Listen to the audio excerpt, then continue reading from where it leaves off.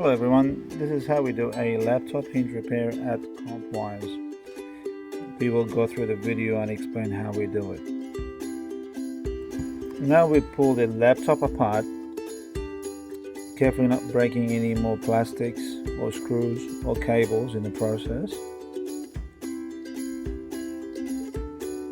And then we take a look inside and assess the situation to find out what happened, what sort of damage the laptop has sustained, and we move to the next step.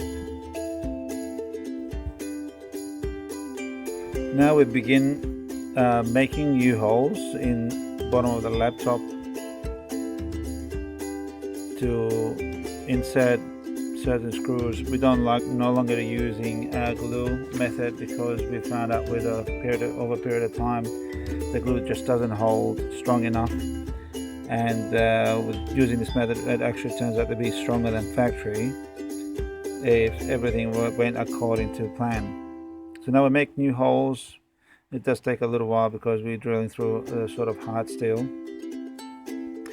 and we at this stage we're actually testing. The next step will be testing and seeing the screws will be the right length as well, because you know we can't have the screws to be too long or too short.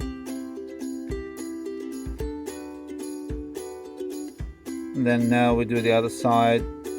I mean, this video is showing it under 2 minutes or so, but just a little over 2 minutes, but it's actually a 2-hour process that we have to do to repair these two hinges. And obviously when you're drilling, you'll create a lot of plastics will be broken and bits and pieces of metal, so you have to make sure you clear it, clean everything before we clear everything back together. You don't cause any short circuits on the motherboards or any component. Now we'll put it back enough to the point where it's just enough where we can turn it on without having to completely seal it. Test it, make sure everything is working there.